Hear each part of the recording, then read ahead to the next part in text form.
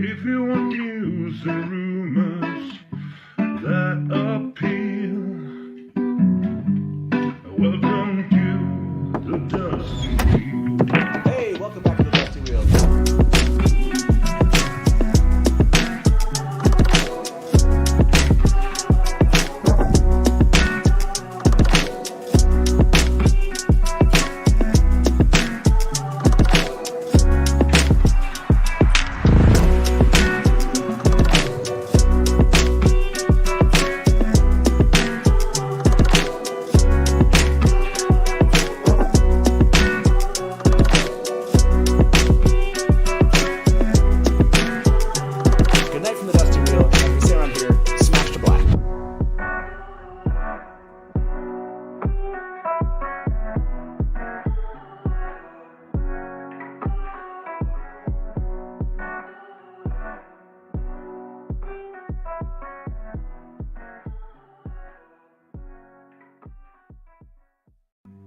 If you want news and rumors that appeal, welcome to the Dusty Wheel. Hey, welcome back to the Dusty Wheel.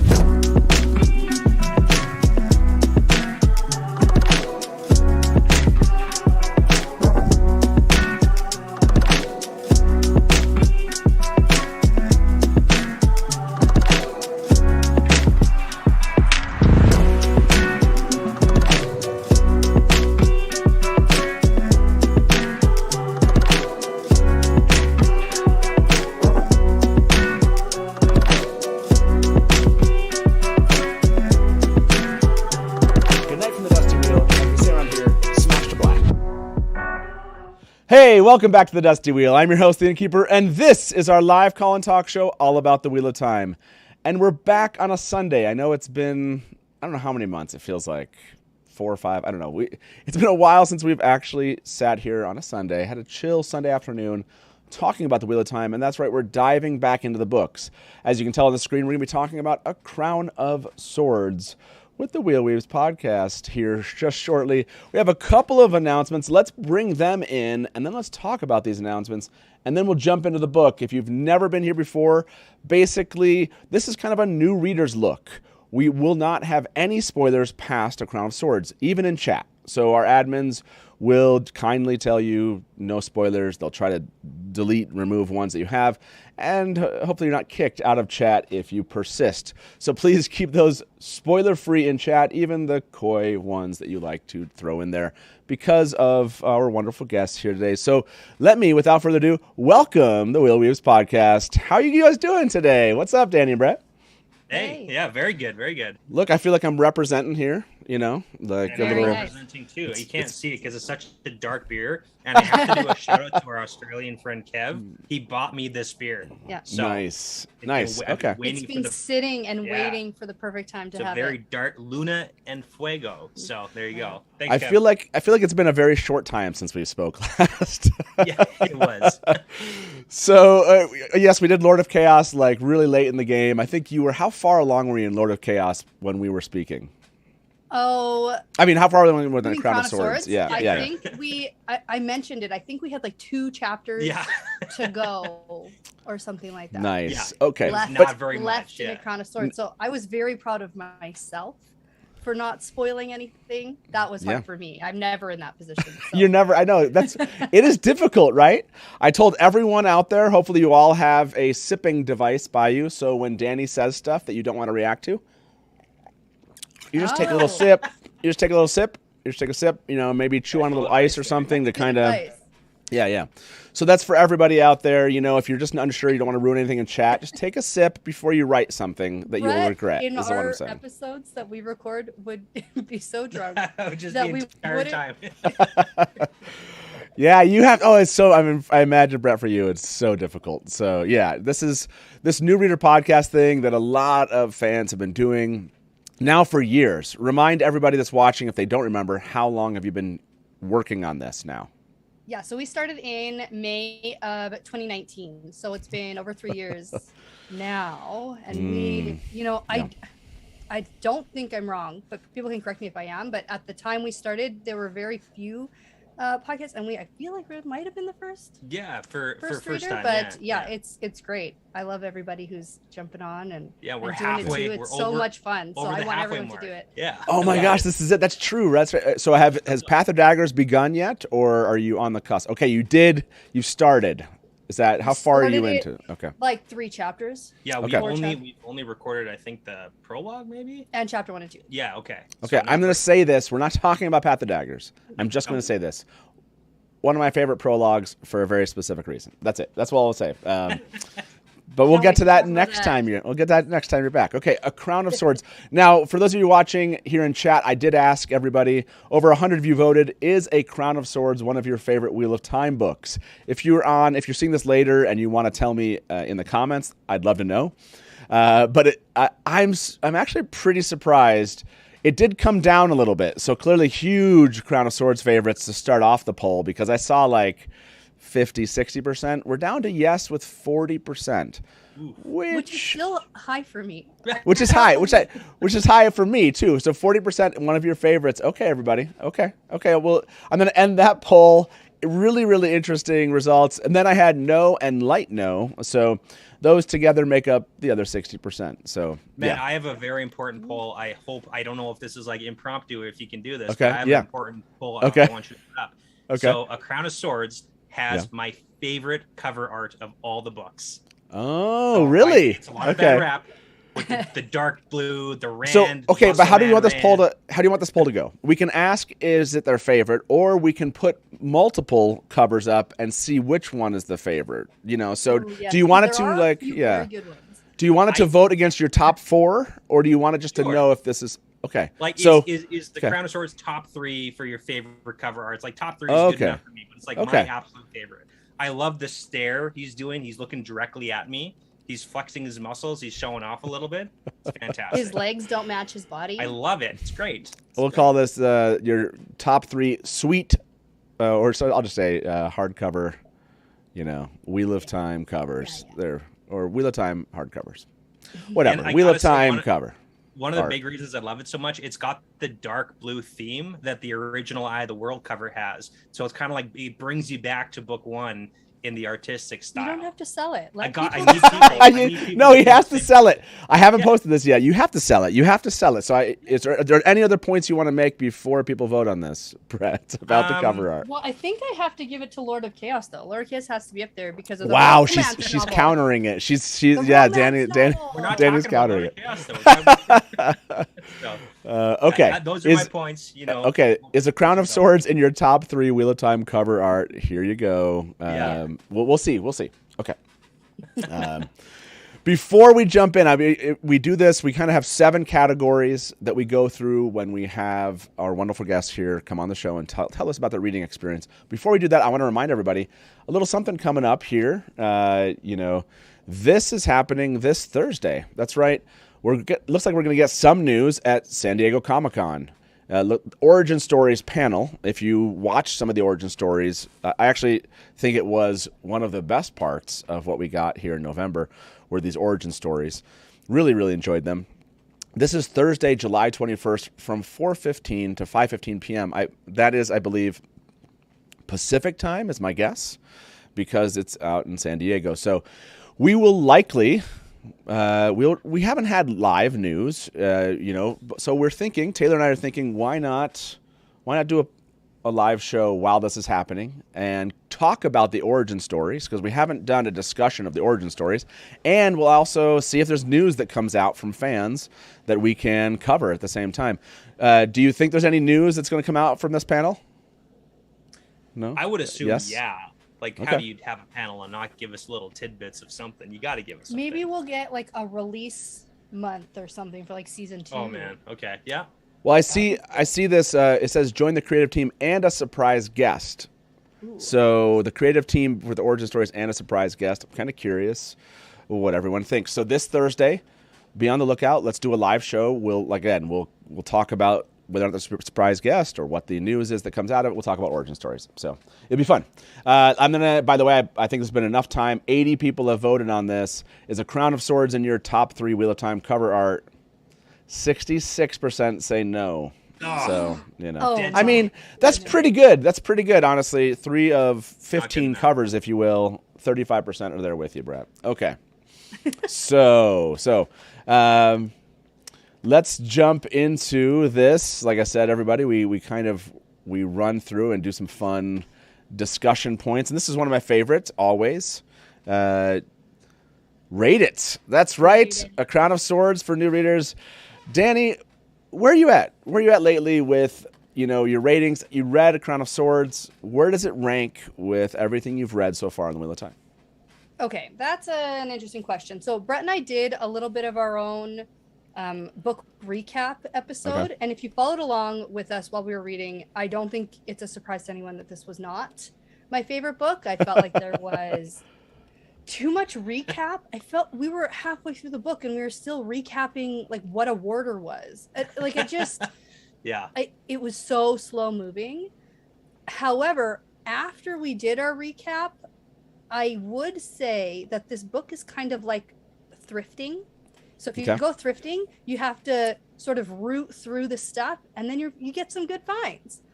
So we came out on the other end with quite a few good things and exciting and different things happening in this book, but it was like hidden in this kind of like boring, slow, overlay. What I love is that you're like, you used a really, instead of saying like by happenstance, you were like hidden. You were like, Robert Jordan was like really trying something here. He was like, give us this really difficult book to root through to find like the really important gems. Yeah. When we were talking, I went, oh man, lots of things actually did happen in this book. And so coming out the other side of our recap, I think it actually fares a little better than I originally, like after I stopped reading, I was like, wow, that's my least favorite book I've read so far, for sure. But I think now it's, we talked about it too, but there's a big reason why it's such a hard book, because there's a lot of really heavy topics in the book. Mm-hmm. And all throughout, it's kind of like a book of consent and hard issues to talk about. So you're never really feeling positive about the characters. You're not happy about what's happening and the to our situations people. they're in. And it wasn't a feel good book. Yeah. So you as a reader, it's like it brings you down a lot talking about this stuff. Okay. That's an interesting take on this, which is, some of the stuff maybe in the Eye of the World, some of the early books is more feel-good content. Like that feel-good content from Dumas Wells, stuff like that. No, I mean, that's terrible. Like, I'm just saying, I'm just saying, like, terrible stuff happens in Lord of Chaos, but people aren't like, terrible things are happening here, not that great. I'm saying there's like a little bit of a difference in my head of like Lord of Chaos, maybe a big difference in A Crown of Swords. But I hear what you're saying. So where do you rate it, Dani? So because I'm hearing you like there are some redeeming characteristics. How does it end up in that list then? Yeah, I feel like every time I have this conversation, it changes. So I'm going to rate it as a standalone book. I'm going to give it a 3 out of 5. Okay. And then I'm going to say that I think that it's my second last favorite of the 7 I've read so far. Okay. Oh, with okay. Lord of Chaos probably moving to the bottom. Whoa. Which is interesting because what just happened?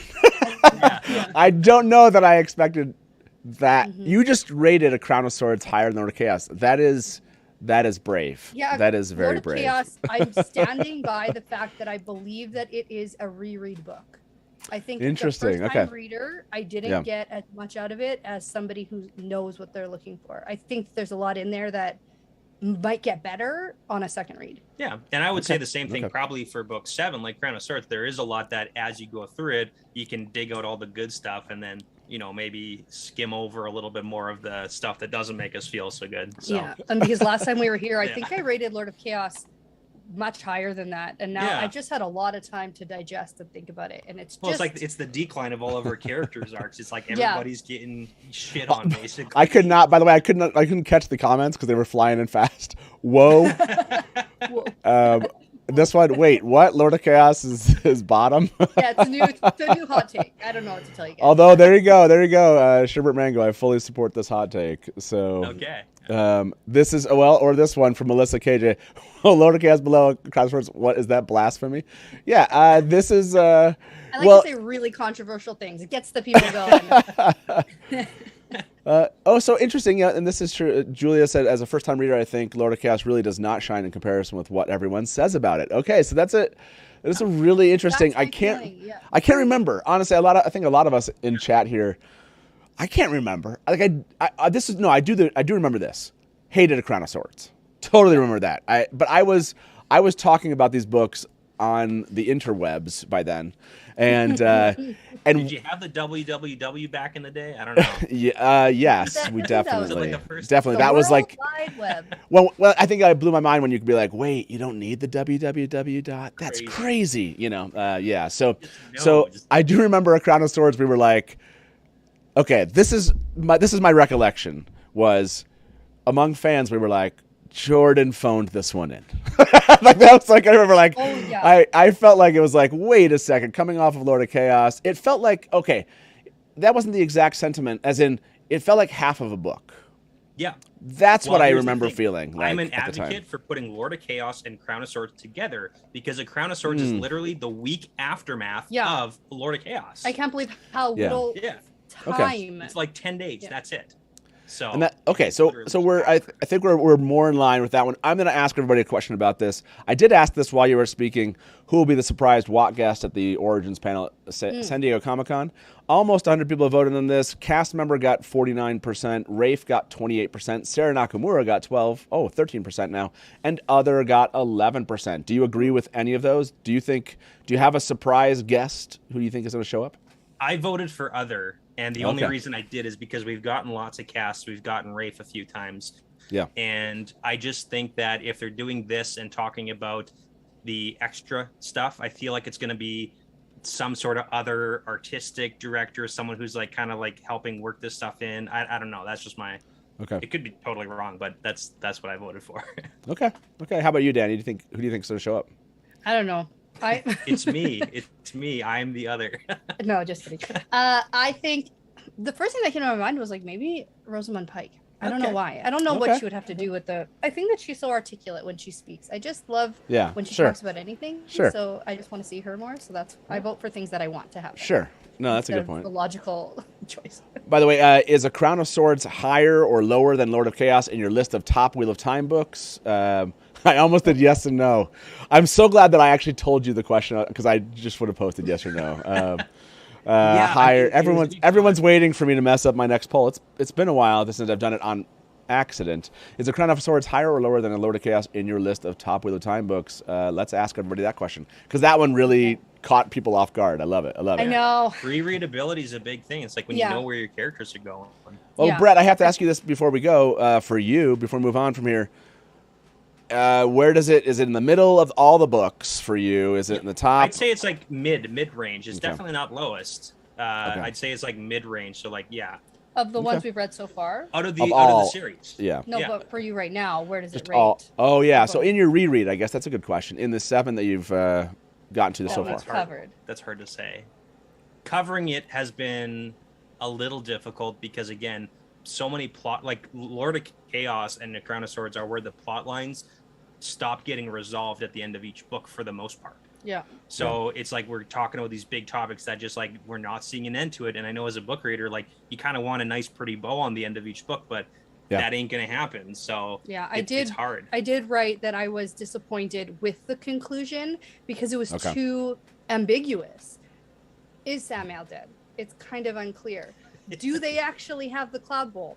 It's kind of unclear. My favorite. Is Elaine just concussed and she thinks she has it's not even the real Cloud It's just wrapped up in some garbage cloth, so who knows? Yeah, she's a There's too much variability at the end there for me to feel satisfied with the conclusion, I think. Well, we're going to get to that. Those feelings you have, we're going to get to that near the end, which is how it should have ended. But before we do that, I want to jump to this one, which is always fun. I love to hear this information.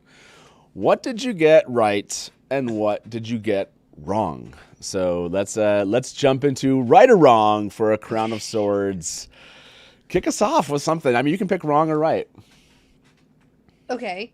So I am standing by the fact that I believe that Samael is gone. Okay. She's been back and forth, I swear. Because my rule is if you don't see them die, they're not dead. That's the end. Okay. It's a good rule. Even if you rule. see them die, they might not be dead. That's right. So, Okay. But I really do just want him to be gone. So my prediction was that Samael would be gone by the end of this book. We'd have our Samael fight finally, because I actually predicted in Lord of Chaos that we'd have our Samael fight, and then we never did. So I was like, okay, fine, we're doing it. We're gonna have it. So I feel like I got that right. But hold on. You predicted Samael's gone, but didn't you just say you don't know if he's dead because he disappeared? So she's leaning. No, you can't. Hard stance. Yeah, Your your theory was he's gone. Okay, so your theory was he was gone with a little bit of a reservation. You don't want to commit. But I wouldn't be surprised if he comes back. Like that's my. Yeah, that's how she wiggled out of actually. That's my caveat. She's like, I he's see. Dead, but Okay. It won't be like, oh, if he's back. Okay, by the way, before you give us another right or wrong, is A Crown of Swords higher or lower than Lord of Chaos in your list of top Wheel of Time books? About 100 people vote on this. Lower got 80%. Which is, okay, that makes a bit more sense for me with people in chat and what I thought when people were reacting. But you had 20% with you, so, there's I'm that. one of those 20%. Let me do my best. When we get to the new and notable shocking stuff, I'm going to remind you what's in this book. There's a lot of good stuff in this book. And you're going to be like, hey, actually, there's some good stuff in there. Remind me at the end. I'll try to do a follow-up poll that says, has Dani changed your mind? Dani and Brett changed your minds? Do you feel like it has it? And we'll see if that 2080 has changed. Okay, another right or wrong, because these are always a blast. Okay, so I was wrong. I thought that Egwene would be marching on the tower. Oh yeah, you were so enthusiastic. Okay. She was like, "Egwene's get into the tower. We're gonna do this thing." It's a big thing because we opened with like Elida in the tower, and I thought that was like some foreshadow. I thought that was. It's like we're gonna get there. We're gonna get to Tarvalin. Get there. Yeah. No. Okay. Like we just were late. Like we're going slowly. Not even a little bit. Yeah. Okay, I did have that one down from last time. Egwene is marching on the tower was one of your okay, but and do you? To be fair, she is marching on the. She's just still really far away. So. Yeah, I thought we were gonna get to the tower. Yeah, you have did like think a battle. you or thought something. that was happening. That was too wishful thinking. You're owning it. I like it. Okay, what else are you feeling? What right or wrong here? What else you got? I was right about. I said the Shan-Chen are coming back and invading. Yep. Okay. And we're gonna see more of that, and we definitely did. Certainly did. Yeah. You felt good. You must have felt good about. I mean, that's pretty good. You have a good track record so far. About the Shan-Chen invading. Yeah, and it's like you're right. rooting for them over like the White Cloaks, but look, once you have a prediction, people you got to root for it. Even as twisted as it is. So. Yeah, that's why I try to tend to predict things that I want to happen. Yeah. Okay. And got to give it to the Shan-Chen for being like competent bad guys. I know. They're I good really do like the Shan-Chen, and that's controversial. Yeah. That does say something with some as compared to some of the Forsaken sometimes. So yeah. But I do like some of the Forsaken. So like where are we? What are we doing? What are we doing? Okay. I think that's what I like the most about this book is the moral ambiguity. Like it so makes you think. There's certain aspects of it. Like for example, when Galena is captured by Savannah, who is being controlled by Samael, you're like, wait a minute, just because Galena's a bad guy, does she deserve to be tortured by Savannah, who's also not a very good person? Yes. Okay. So she's also, but then we're rooting for Samael in a sense, like it's just. Yeah, that's why I kind of like to look at this book as why a lot of people start to kind of get into the heavy vibes of it, because RJ does the thing in his writing where he'll paint you a picture or a situation, and he won't give you like a moral justification. He'll write a really like effed up scene and say this is what happened, but he doesn't say this is good or bad. He just like kind of lets you read it and then just keep moving and let you decide, and then the decision is usually like, I don't know. It's all bad. Yeah. So. Although I kind of like Samael as a chaotic, funny character. I'm going to ask her about it. Do they think the Wheel of Time is written morally ambiguous? Yeah, I know it is something we talk about, that it does seem to be, right? I mean, obviously, there's a notion of what the people in the world believe about what's happening to them. But you're right, that limited omniscient kind of viewpoint does lead you down that road of like, it doesn't feel, I haven't gone back in a while to look specifically for that, where there's commentary about the morality of it. Every once in a while, it does seem like Jordan is feeding like one of his characters like his thoughts about something. But yeah, does seem to he's having characters comment on it, not as Yeah. as the kind of narrator. Yeah, he doesn't So. he doesn't tell you directly. He's like, this is what the character thinks about this. And then So we it's have like, our unreliable narrator. we got always. so much. Yeah, and then there's a lot of examples because there's the Galena, Savannah, Tharava, Samael kind of like thing going on. Then there's the Shan taking over the White Cloaks who are holding Morgaze hostage and, you know, assaulting her. So is it good that the bad guys took over the other bad guys? Then you've got like the mind trap situation. It's like, oh, these Forsaken, we don't Like, like you them, feel but bad another for new Mogedion, guy is but like, yeah, it's like, how bad do I really feel about this? Then you got the Matt and Tylan situation. It's like, this is all bad, and there are all these like very crazy situations. Yeah, and Tylan isn't inherently a bad guy, but Yeah, but then we she does hate these what horrible she's- things, yeah. and then our other characters we like are reacting very poorly in our eyes, but not in their eyes, because that's Right. you know how they are brought up. So I mean, Gwendolyn brings this up. It's literally the light versus the dark, though. But you know, but who's is it though? who's Is it of the though? light and who's the dark, and what's the Is balance? it Yeah, though? yeah. It's Because some it's of our characters who are yeah, in the light, like is are, it the like, Shan doing- versus the like White Cloaks? Like who's well, they're not dark friends. It's Yeah. not like the dark. you Yeah. know, like some of them are. yeah. But yeah. okay. So, Okay. and I'm more seeing, things I got. yeah, more wrong. things here. Yeah, more things you got wrong. Go for it. Okay, so my prediction still, and it still holds because Okay. we haven't got to it yet. Okay. But this whole Matt being fated to marry the daughter of the Nine Moons Okay. situation, I've sort of sussed out that I think the daughter of the Nine Moons has to do with the Shan. yes, Okay. yeah, And I thought that was happening like this book, especially Yeah. when the Shan started coming in, and like Yeah. we got that sort of tidbit about them potentially being in Abu Dar and yeah. that sort of thing. But I was wrong. She hasn't shown up yet, and Matt hasn't married her yet. So Okay. Not happening yet. Okay. not Okay. yet. Okay, you're still like open on that one. Do you think that? So, but is that your prediction right now? Like that is where you're going with your prediction? Okay. Yeah, I'm carrying that forward for next book. I'm just gonna keep carrying it forward until it comes true.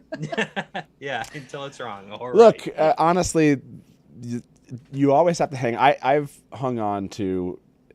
Let me put it this way: I argued with people for decades about things that I thought were true. Some turned out to be after that decade or two not true, and I was wrong.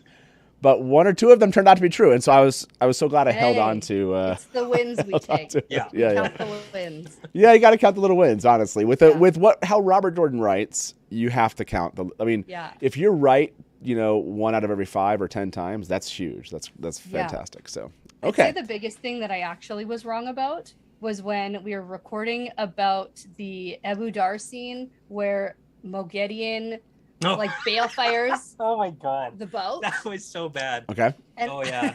I thought Robert Jordan was tricking me. Yeah, I really went on this whole thing about how in my gut I was like, oh, this is Nynaeve. But then I convinced myself Yeah. it wasn't Nynaeve and we weren't even in Abu Dar. yeah. So And the way the chapters line up, so Yeah. typically we read 2 chapters. So she had to end on right when Mogedion balefires the boat, and there's no names. we don't just know. see like a we woman. just see her doing that. Yeah. Yeah. And we see her following a woman.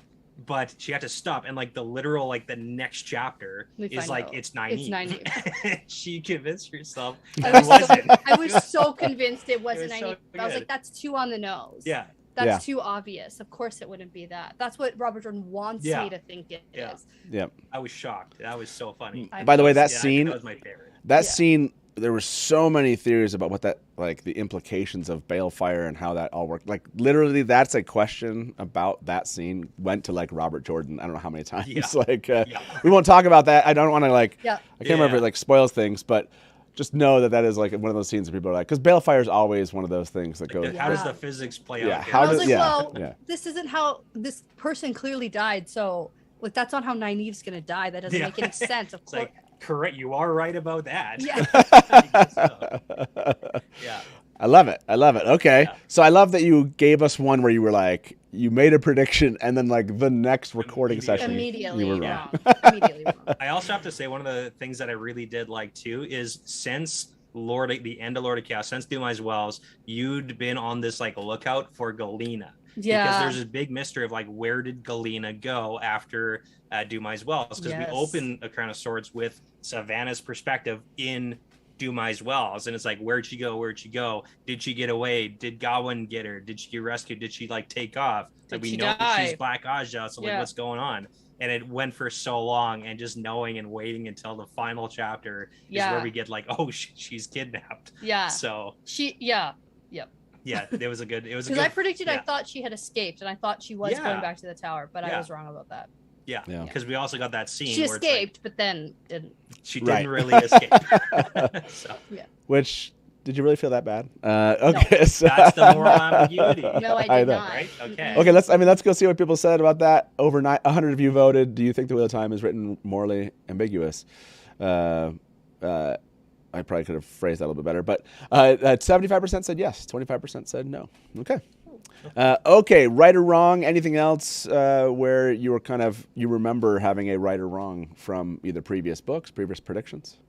Yeah, well, I think that the lead up for the sexual assault on Matt, you tried to sort of lead me a little bit, and you're like, how big of a deal is this really? And I was like, oh no, Matt's screwed. Mm-hmm. I knew right from the start that this wasn't going to be a good situation for him. Yeah, it starts off like, okay, it's a little bit like, and then it just escalates so quickly in a very short amount of time. And again, considering that A Crown of Swords happens over 10 days, like it's a very quick in number of days. Yeah. But for us as a reader, it lasted for like a long time. Months. I don't know.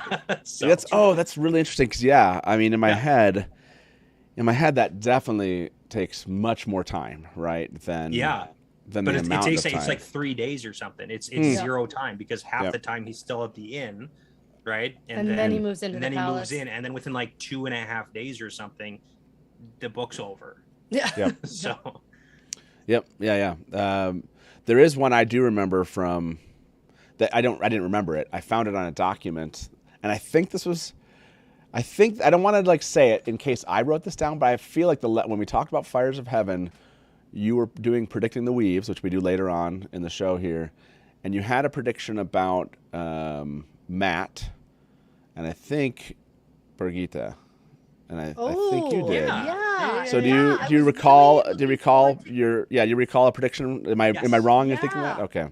Yeah, I do actually remember being very excited for one day Matt and Birgitta to like meet up. Yeah. That did happen. And like kind of work to and it's still a little bit not exactly sure where that's going.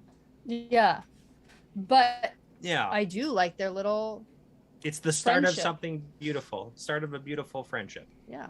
Because he does have that entire thought process where it's like, she's a woman, but I can be friends with her. It's so unusual. So yeah, I think you said Matt is going to meet her. I think that was the prediction you made. Yeah. So Okay, cool. Yeah, it's a really it's a good start. You're like, I'm going. You also had another prediction about it, and I can't remember. I was about to do a lookup on this to see if you're right or wrong, but I'm not even gonna mention it since other people I don't want to so much better at remembering things that I've said than I am. No, I know. Everybody remembers things I've said in like detail, and I'll be like, I'll believe you. I don't know. Yeah. Well, one of my favorite things about the Matt Birgitta thing was we had a few discussions about this, but in my mind it was always like, why doesn't Matt like immediately recognize Birgitta? Because she's dressed the same. She calls herself Birgitta. Like she doesn't hide any of that stuff. I love the magic. It's like the fireplace log. The fireplace log, yeah.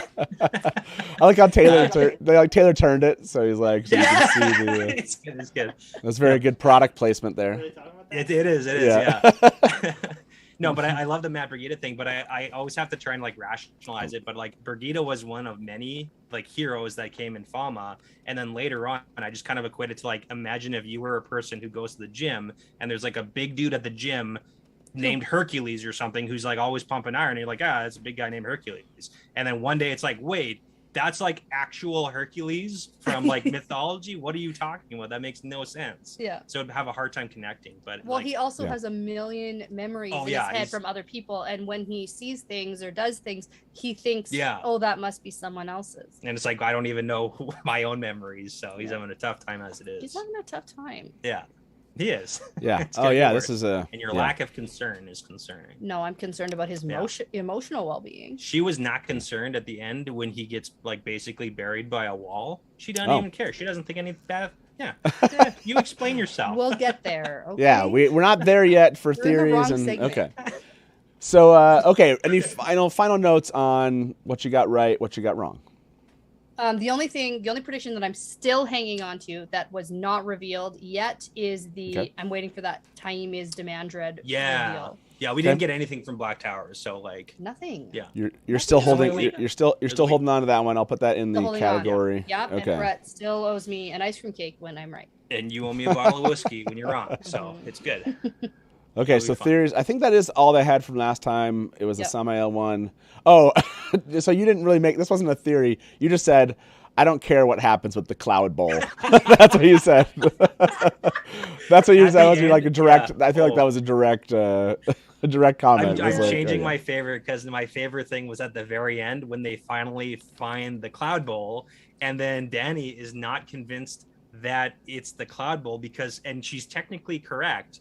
In the book, we see Elaine, who just had like a traumatic head wound. Yeah. She's clutching a bunch of dirty rags, and she's like, I have the Cloud Bowl, but nobody else sees the Cloud Bowl.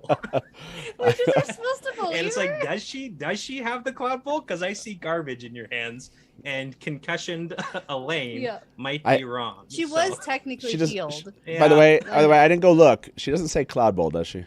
I have the Cloud Bowl. We had to call it that because we didn't actually get the name Bowl of the Winds until this book. Yeah. Sure. No, that's true. I just love the Cloud Bowl. I hate that. I just love that you didn't care. Okay, so that is, by the way, if you're really, to be honest, because it didn't even wrap up. Like, we still haven't used it. Yeah.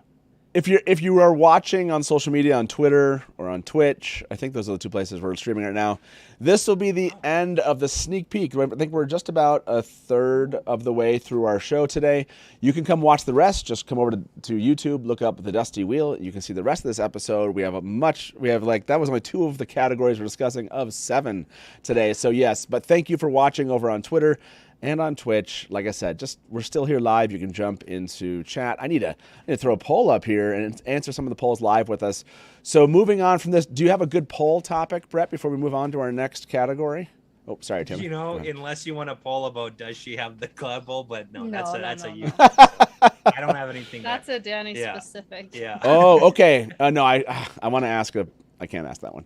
I have to be really careful with the poll topics during spoiler-free stuff because I have a really funny poll topic, but I can't do it. It could ruin something. So, okay, our next topic here, everybody. This one I love to hear about. It is new, notable, and shocking. Which this I is my think, sales pitch for the book. I know, yeah. I was going to say, because as I reviewed the book, I didn't go back and read it in anticipation of this. I did go back and kind of review chapters. Yeah, there were some new, notable, and shocking things. So I'm kind of curious what stood out to you. Go for it. Okay, Brett's just laughing because when you put that up, he can see the picture of Muscle Man Rand. Making eye contact with me. I love it. How do you not like that? Yeah. I know. It is his stance is pretty amazing. It's a power pose. Yeah. Okay, first thing I want to talk about. Sure. The return of Lan. Lan comes back. Ooh, Lan coming back. Okay, so Lan comes back. That's a nice nod to A Crown of Swords. Who doesn't like a book with Lan in it? So okay. Exactly. It's not the happiest Lan that we've ever seen. No. Correct. Dead in the eyes Lan. Yeah. This is like what's going on. This is again that whole like trauma side of things. For sure. Yes, and then I love with Egwene sending him to Nynaeve. Mm-hmm. That's like a good move. I love that. Not understanding their relationship at all. So, that's good. But still a nice move. That leads me into the relationship evolutions of this book. Can I say what I don't like? Sure. Off-screen marriage. Oh, yeah. It's kind of like Matt killing Couladin. Jordan does that to us a couple times, doesn't he? Yeah, for big things. And you're like, why wouldn't that be like a pivotal scene you write? But we didn't get a Lan. They do a lot of like sea folk stuff. Yeah. That they both are like, oh, that was stuff. weird. The sea folk do weird stuff. It might involve fish. I don't know. So I want to ask you that. Do you think that's a brilliant part of Jordan's writing, or is it not? In other words, like the Couladin thing, or this moment where he has kind of built up some of these things, and you're like, this would have been a really cool thing to see, but you show us a lot of these other pieces, but you don't. Does that make it more real to you, less real? Do you like that or not, Dani? For the Couladin thing, I was actually okay with. Now looking back on it, at the time I was annoyed. Sure. Because I wanted Matt to have his moment, right? Yeah. Like it's Matt who gets to do it, and we don't have that battle scene, and we find out later. So obviously it is some sort of writing style or technique. But this specifically would have been nice to have, I think, because not a lot of exciting things kind of happen in the middle of this book. Sure. You could have cut out some of the recap and just wrote in this scene. There was a lot of recap. I feel like he had a... this is coming off of a big, like, Nynaeve attack and rescue thing. But, yeah, it would have been nice. It would have been romantic almost. Maybe that's why he avoided it. Well, maybe. It's possible. Like, I don't know. Maybe RJ had, like, got some sort of, you know, he liked making people suffer with his writing, and he was like, I'm not gonna let you see that scene. He did that on purpose. I think he did it on purpose. Yeah. He knew what he was doing. In my eyes, he always knew what he was doing. Okay. So it's gotta be intentional. Okay, so the Land and Nynaeve stuff, definitely. What else is new, notable, and or shocking for you in this book? So on the topic of relationship evolutions, we get Min and Rand officially getting together. Yes. So we have their coming together scene, and then we have them professing their love coming for each other together, and becoming a couple by the end of it. With like a minor speed bump that we got over immediately. Yeah. And we did smash to black on that scene. Yeah. So I would say, Jordan doesn't show some things, right? So some things on screen. So yeah, relationship Min Rand. This one's really tough because of all of the annoying fans who call Min a lamp. I actually like that one. I have seen before, and I still don't quite understand it. And I don't know if it's like a weird spoiler a sexy or lamp. So I just no, it's not. So I just like zoom over it when I see it. So basically, it's saying that if you could write a character as a lamp, as being the same as who she is, then there would be no difference in it. It's like some equivocating Min to a lamp who doesn't do anything. I don't subscribe to it. I think Min's awesome. I think she does a heck of I love Min. Yeah. I don't want us to go down this road because we could. I could be like annoyed about it, but yeah, like this is one of the relationships I actually find interesting and real. Like the whole like Rand Elaine thing back in like Tyr, wherever it was, like that Rand and Elaine, that connection always seemed kind of like it's like high school, like kissing in the. Yeah, but it's just like It's like this actually is a legit relationship, and so anyone that converts this into a sexy lamp kind of situation with Min is just annoying to me. So, but I won't go. It's like Elaine. Elaine is basically Rand's like royal connection. Avienda is his tie to his people, and then Min is like his. I would put her as his true love. Okay. So I want to see how many Min fans we have here versus Elaine fans. And because I like to stir up this little annoying controversy, do you like that Jordan doesn't show us some big moments on screen? 65% said yes, 35% say no. I agree with Jason. And Jason Enberg said this in chat, and if I probably won't be able to find this. He said, oh, no, that's not it. Nope. Yeah, this is it. Here we go. Said not showing everything kind of reinforces the wheel myth theme, which I agree. I like that we don't get everything. I actually do like that. So I will ask this one. More context. Yeah, I think that if we got everything that ever happened, it would just go on and on and on and on forever and ever and ever. So, yeah, we do have to have some things off. Yeah. So just to spread around the sexy lamp love, apparently among fandom here, Elaine, Min, and who else? Would you call Tom a sexy lamp? Is Tom just our sexy lamp, or do you? I wouldn't put anybody as this. But I know, but you volunteered up Elaine. I need to find out kind of. Maybe we'll just put Elaine. That's fine. We'll just say Elaine or Min here. And Elaine gets described as mashed potatoes a lot. Yeah, I describe Elaine as mashed potato. A lot of Elaine's perspectives are her observing other people doing things. Sometimes you forget that you're in her perspective because she's watching someone else do. She has not a lot of interesting things to think about, situations that happen. She's coming into herself. Wow. Gwendolyn just said this poll better include Avi. No, I will not allow you guys to then, okay. But let's talk about the relationship evolution of Elena and Avienda. Okay. Yes. Yeah, go for it. Because Yeah, yeah. that evolves this book. They are like, we've seen both perspectives where they are solidly like behind each other, like having each other's back. Yes. Yeah. Yeah. There's a real. And I feel there's some sexual chemistry there. Yeah. No, there. I don't mean, think that's Yeah. I 100% am on board with, like, if the book was written right now today, they would absolutely be, like, unequivocally in a relationship. Elaine and Avienda? Yeah. Yes, absolutely. Like, that's Okay. It's there. You can't convince me that it's not there. Yeah, I do love the friendship, the just true, like, more than friendship, because the whole what is it, near sisters? Yeah, first that's sister. what they are right now. And they're moving to First Sisters, and then because that's my near sister you're talking about. Like, I love that, like, ferocity. yeah. I never saw the Avi Elaine thing, but I have to go back and, like, read it and see if I would like, get there. Avienda very vividly describes what Elaine looks like in the bath to Rand. And I think that's the moment for me where I was like, oh, she has been looking a lot. Yeah, and there's a lot of tidbits of, like, they stay up late at night telling each other secrets that nobody's ever told before. Yeah. You know, the intimate things from Aiel culture, like the brushing of hair, the touching of the cheek. Like, there's the very intimate things that we know are intimate to Aiel, right? Not necessarily to Elaine. Okay, but I see. There's I see. You're arguments to be made. I see. You're connecting with the Aiel kind of. Okay. Yeah. Okay. I love that you've looked at. Now you're getting me a little bit. This Crown of Swords kind of like, hey, this relationships actually come to fruition. There's like new evolutions of them.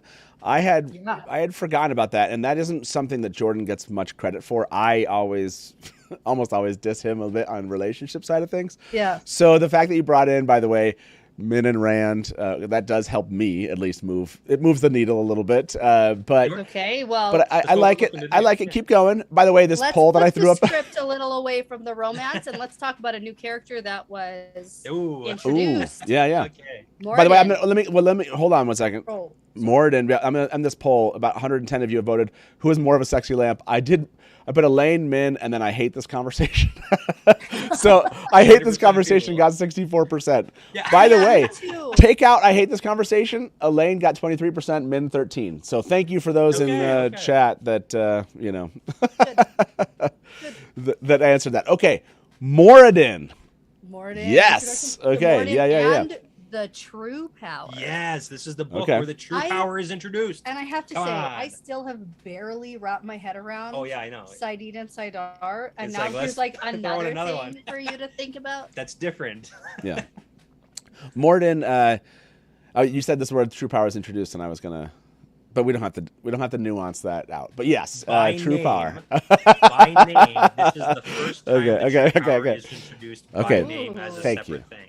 Thank you. Yes. Okay. There are absolutely, and we talked about it. We talked about it about Lanfear back in Age of Legends. We got to see that happening. The bore into the Dark One's prison. We got to see It was that. one that the men and women could the use new power together. that men and women can both use. It's gonna change the world. It's gonna be great, right? Okay. And then all of a sudden, boom, not so good for mankind. So Interesting. Yeah. That was good, Brett. Okay. Okay, Well, so anyway. Morden and true power. I do like that. What do you think about Morden? I like it. love him. She I loves think, him. I think he's so crazy, and I have no idea like what he's gonna do next. And I think that he's hilarious. Yeah. Okay. I like it. I like people who are introduced who are gonna like stir things up and cause a little bit of anything interesting. I'm just so like. Okay, give so me more of that. what do you think then? You must have a prediction for Morden then. Well, my Or do you prediction not? for Morden is that he's the mystery man at Shatter Logoth at the end who helps Rand. Okay. Because Rand specifically didn't feel Saidin being used, and then he also didn't get goosebumps for Saidar. And then they touch balefires. They do touch balefires. Shoot. They touch and he just seems to balefires. like sporadically appear, helps Rand, and like takes off. I think that. He's like, hey man, you're sucking, and if you want to kill Samael, maybe do better. Yeah. And then Rand's like, good advice, I'm gonna do better. And then he goes, hey, do you want to come to the Black Tower? 'Cause- It's like, no man. yeah. I actually don't want to go there. Did he really? I had forgotten that. So he really tells him like, you should he come to does. my tower He's that so I never confused. visit. Yeah. He's like, do you wanna go? Because we have a place for men who can channel. Like in the middle of this, no one knows where you are. Yeah. And you're like, oh, buddy. Oh yeah, we haven't even talked about that. I know. Yeah, just another reminder in chat, if you're just joining us, you've forgotten here, no spoilers past A Crown of Swords in the chat, please. Your post will be removed. Our guests sometimes are checking in the chat. They look there, they vote, so the idea is that they will also not. And then we also have Brett people hit here us that bad are... at me. Well, we also have people that come here for Yeah. a spoiler-free discussion up to and through A Crown of Swords. So please don't even tease it out and say things you know are wrong and you're messing something. Don't be Yeah, cheeky. just Yeah. don't be cheeky. This isn't the stream for it. Okay, so Morden and True Power, and I like the prediction you have as the Mystery Man as Morden at Shadow Logoth. What else? Either do you have anything else about Morden, or is there something else you want to add for new, notable, and shocking?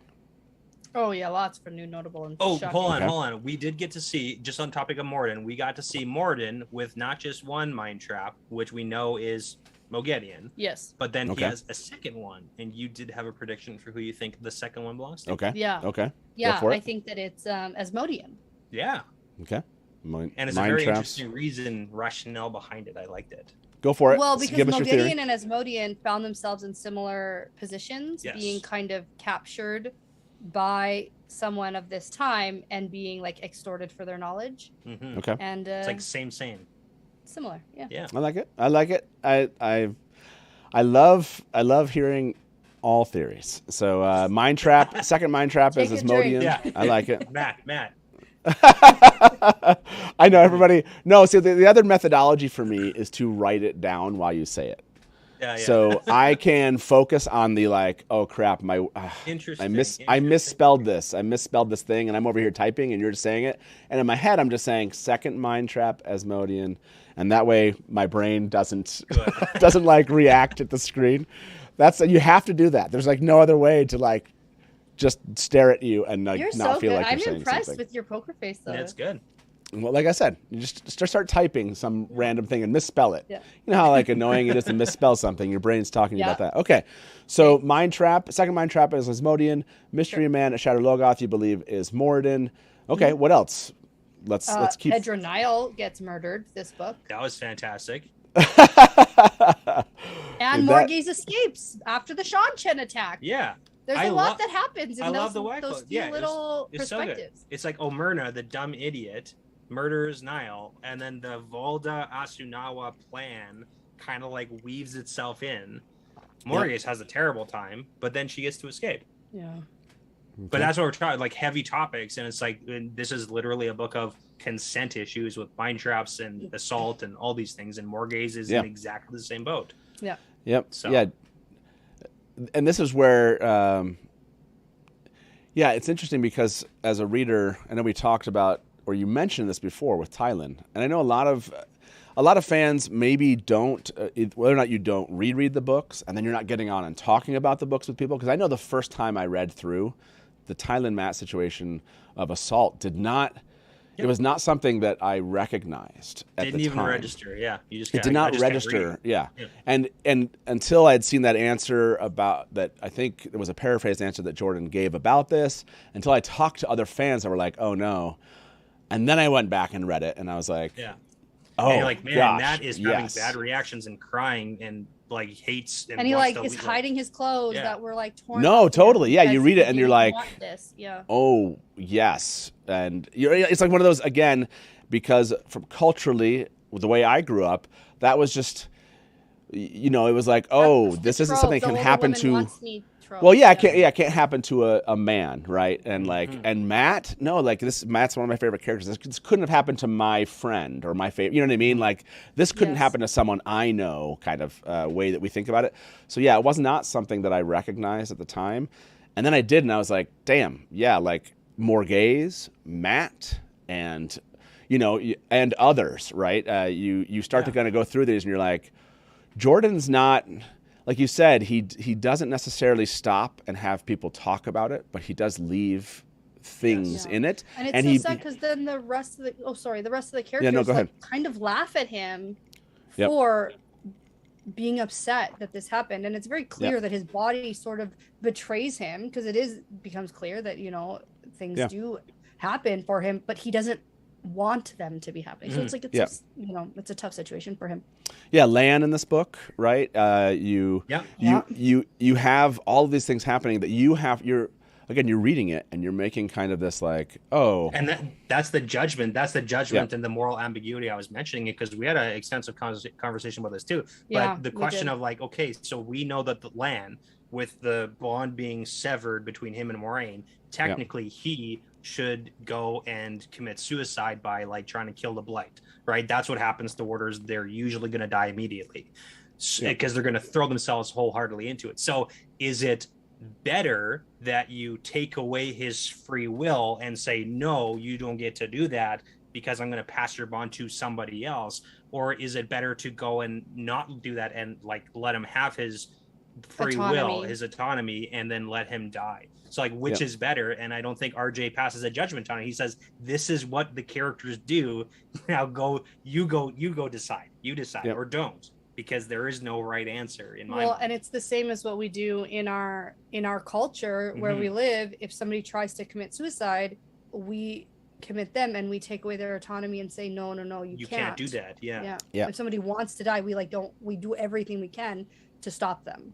For the most part, generally speaking. Like and that's kind of what we try. And then you have, okay, so now the society is shifting nowadays where it's like we're letting people have that autonomy to go and do that after evaluations if you want to have like end of life care or things like that. So I mean, it's a very difficult conversation, and I think that RJ does a fantastic job coming back to the Matt and Tiling thing where he puts you as a reader in the headspace of the character. So like you and me, for example, we read it and we brush over it and it doesn't register, doesn't connect.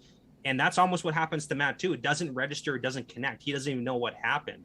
And that's what happens with a lot of people nowadays. Like, I mean, well, not nowadays, but it happens with a lot of people who are assaulted. They don't necessarily recognize what's happened at the moment, but only recognize that's what happened years later sometimes. So there's no, like, going back and reading it and understanding the history behind, and like I said, seeing that answer, I think it was a paraphrased answer from Jordan, I thought, or it was Harriet, I can't remember. There's no doubt that he was assaulted. That's not up to question, but it is left to the reader to understand that, right? It's people that have had that experience or had friends go through the experience. Then the cues that Jordan puts in there are much more noticeable. And then you go, okay. And like you said, rereading it, growing up, right? I was younger at the time. And then actually having more experience in the world makes these things. Even the situation with Lan, the situation with others, it's a heavy book. It's a heavy book. It is quite heavy. Yeah, it's extremely heavy book. So yes, go ahead. Yeah, sure. You can go ahead and give us another one of what the new notable and shocking for you. That's easy. So new, notable, and shocking. Nynaeve breaks her block. Yeah, she does. That happens in this book too. So Nynaeve's attacked by Moghedien. It was Nynaeve. Spoil, I was wrong. It was Nynaeve, and she gets herself out of this situation with the help of Lan and with the help of surrendering completely. Yeah, good job. Good job. Now, so Nynaeve breaking her block so that's a good one. I mean, I don't know if you're affecting people's vote here about where this book sits, but yeah, finally that being over. Because I honestly, as a reader, you're like, for goodness sakes. Finally, right? Like, I don't want to hear this happening. Since like book 5 when they went to Saladar and every Aes Sedai's taking their turn. The entire book has spanned about 2 years so far. I know. True, it's been 2 years since they left. I know, but that's not how it feels. I felt that as a reader at the time. Okay, and you guys have been going through these things really slowly, so you're like, finally. That's how I feel in my head. I'm just like, finally, this happened. Okay. So that's exciting. That cool is exciting. For her. Okay, go for it. And then obviously, like, Nynaeve and Lan get married, which we already talked about. So that's exciting. And then we get the introduction of the kin and the knitting circle. Yes. Okay. And it's shocking. Yeah, and then we also get the introduction of a golem when they're all attacked at the end. Okay. So, yeah. That's true. That's true. I think I liked that scene better than I liked the Shatter Logoth scene. Okay. Yeah. It was very tense. I would agree. The golem. Yeah, I would agree that was a cool. Jordan keeps amping things up a bit. Because it was Just Matt's from a general- medallion yeah. thing, right? Yeah. Yeah. And he's like Yeah. whipping it over his head. He's gonna, It's you know, fantastic. use his medallion as a weapon. It's so cool. Yeah. No, and we finally have like a shadow spawn that, I mean, it's kind of funny, but this happens in a lot of series, but it's like you get introduced to the big bad guy. At the beginning, it's Trollocs. It's like, ooh, they're dangerous and they kill you. Fades. And then Fade is like, ooh, super bad guy. And Dracarys, oh, very bad. And but it's like now all the bad guys aren't actually dangerous to our main characters. Yeah. Right? Like Trollocs and Fades and Dracar, none of them are actually that dangerous to No, anyone. Rand just like kills him. To kill him, whatever. Oh, I don't even have to use the power. Like, I'll just like sword fight him, whatever. Like, come on, Rand, come on, all the time. Like, Yeah. love this. Right. But now, so you need to introduce like this new big bad that's like invincible to the power. So what do we do? Ooh, So it kind of just throws like a curveball in there right when we need it. fun. So there was also aren't the sea folk also introduced in this one? Yes, they are. Yeah. So the Nesta. sea folk come in. Okay, I want to ask you this, Dani. Okay. Were you at some point like, okay, Jordan, I get it. This must be fun. Just you keep on giving us like new groups and New peoples, countries. or were you are you at the point where you're like, this is so awesome because it keeps just expanding this Yeah, world I'm- for me? I know. I'm trying to be positive about it. I am trying to be, excited. But then at the same time, there are things that are happening, like Morgaze, for example. We just get like a few sprinklings of her situation Yep. since, like, I don't know, Shadow Rising. No, even Dragon Reborn. So it's like it's the long game for those kind of side characters. And Yeah. I don't know. I think it's interesting, and you come back to it and you're like, wait, what's happening with them? And it can get convoluted, but I think it was in Shadow Rising where I described this series as a tree. And I felt the first 3 books were like kind of the trunk of the tree. And then we start branching off into like different things that are happening. And now I really think that we're The little branches are. We're in the sprouting. leaves. We're in the bird's nest now at this point, and Yeah. I'm having to make lists of Aes Sedai to remember. Yeah. I'm having to make lists of sea folk to remember. The knitting circle, the kin I have to Yeah, remember. it's like, oh, the knitting circle is technically not just the kin. Yeah. The kin are all of them, but the knitting and then it's Yeah. like, why would we name the main like knitting circle woman Rihanna, Rihanna. and then name the main sea folk windfinder Renale. Renale? Like, why are we doing the Ruz? Pick a new name. Yeah. It's- By the way, yeah, technically the sea folk are introduced, right? I guess in the Shadow That's Rising. true, Dana. that's true. Here we get introduced Yeah, to the queen. The queen. I of the I guess sea that's folk. where I was going. Yeah. Is like That's they what I'm actually talking became kind of more. I don't know. Yeah, like you said, They're like, a this is the deeper. people. And Yeah, Rand this has is his it. Yeah, meeting yeah. with the sea folk finally. Yeah, And that was there's- the connection of the Rand and the sea folk, where I was like, okay, that's pretty big. That's a Yeah, that's a there's big two connection. bargains Yeah. that happen. Yeah. So We're actually bargaining with them. yeah, a we're little bit. getting there. So yeah, I should say that. Maybe I'll put that down as kind of a big bargain with the sea folk. Yeah. Here. Okay. Yes. Okay. I know we've stuck on this topic for a while, but new, notable, and There's a shocking. lot. Other things. I Other have a things. couple more. Yeah, go for it. So Rand gets attacked by Fane and the Ruby Dagger. And it's Okay. all Rand's fault. Yeah, it is Rand. I'm gonna blame Rand. Yeah, most of this is everything Rand does is So here's the Rand's thing. fault. Here's the thing. Dumai's walls happened because Rand didn't tell anybody where he was going and just like bamfed all over the place whenever he felt like it. So Dumai's walls happened because of Rand being an idiot. Sure. Okay. And then Don't he blame gets- the victim. No, I'm blaming the victim. I'm blaming him. It's his own fault. He should have done more. Well, okay. Okay. But you get He what I'm still saying. shouldn't have been then captured and he gets tortured. he gets rescued, and then he does the same thing, and it's like, hey man, I'm gonna go deal with the rebels and not tell anybody again because Yeah. not even a week ago I did this and I got kidnapped or whatever. Okay, we have to ask this. Okay, who is the worst communicator? Who is the worst communicator by Can we blame Min too? by the end of A Crown of Swords? I need your top 4 for our audience here. Nynaeve. Rand, you think Nynaeve belongs in the top 4? Okay, Nynaeve. Nynaeve / Elaine, they're kind of like They're a pair. No, they're I don't- pair that aren't really shared. no, it's got to be Elaine. So, but you think Elaine belongs in there too? Sure. Okay. Who of the other top? I mean, what would you say top 4 worst communicators so far in A Crown of Swords? I'm gonna blame Min also because Min is enabling Rand. Yeah. Okay. She's an So enabler. the 4 you want. Enabler. So worst communicators in The Crown of Swords or by the end of A Crown of Swords? Bye. Okay. Isn't that the same thing?